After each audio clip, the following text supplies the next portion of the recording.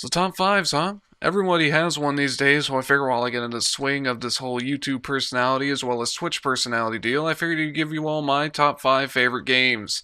So let's get this cliche rolling with number 5.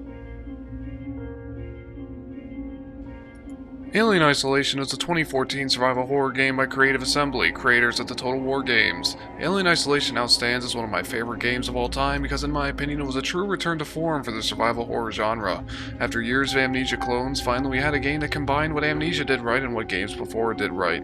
You weren't simply hiding in closets until the monsters went away, you were constantly managing small amounts of resources, outwitting the alien, creating some of the most genuinely intense moments I've ever had in a video game.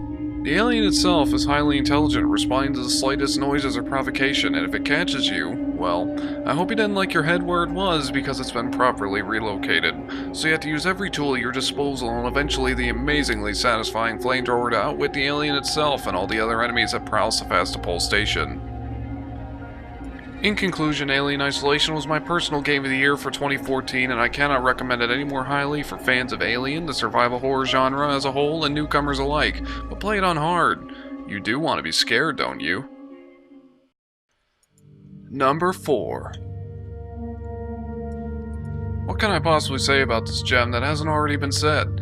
It's a game that kickstarted an entire generation of over-the-shoulder third-person shooters, helped popularize the use of QuickTime events for its excellent usage of them, and generally scared the crap out of everyone. While receiving hate for being the beginning of the end for Resident Evil among a lot of circles, there's not many who will disagree that when you say it is one hell of a ride from start to finish and is one of my most played through games to this date. Everything from the cheesy dialogue and characters to the expertly crafted attaché case and weapon upgrading systems, RE4 was clearly a labor of love that shines through to this very day. Each shot has just the right amount of impact, and this was one of the first games where placing your shots was important, with shots to the leg opening them up for a kick or even better, a suplex, while shots to the head will often lead to rather explosive results.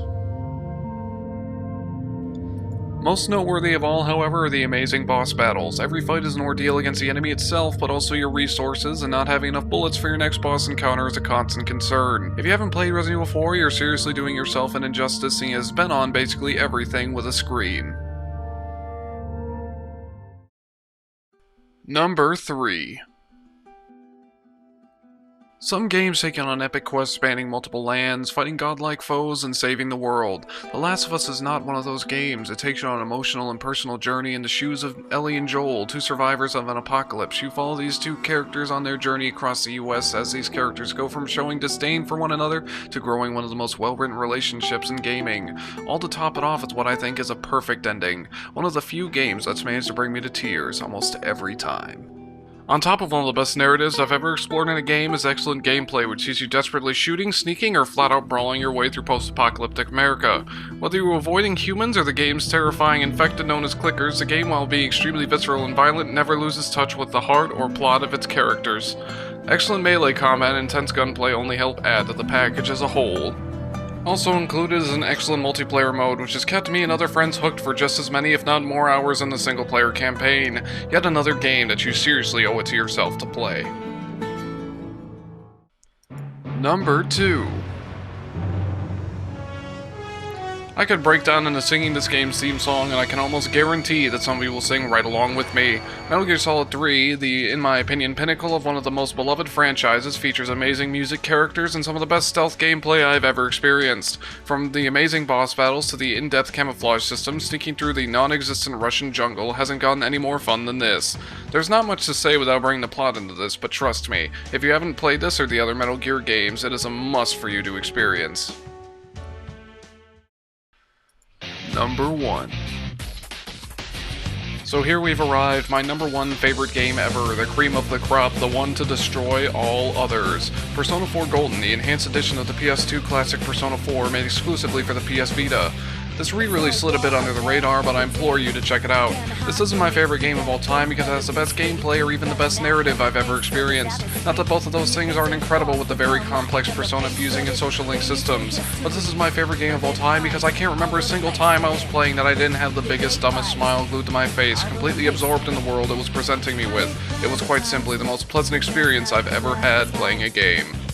You fall in love with the characters in the world while you play, as the amazing soundtrack burrows its way into your skull, never to be forgotten. This is one of the few games I've played where I found myself buried in it, unable to let go for almost 2 complete playthroughs. Also, GA is best girl.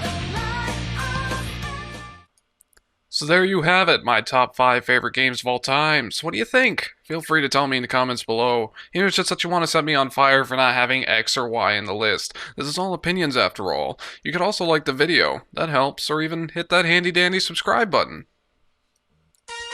This video, of course, cannot be made without the support of our Patreon supporters, all of which are listed on screen now. If you like what you saw and would like that to continue happening, you can always support us at www.patreon.com/spacelobsters. And don't forget to follow us on Twitch, where we have live streams of all kinds of different games 6 days a week at www.twitch.tv/spacelobsters.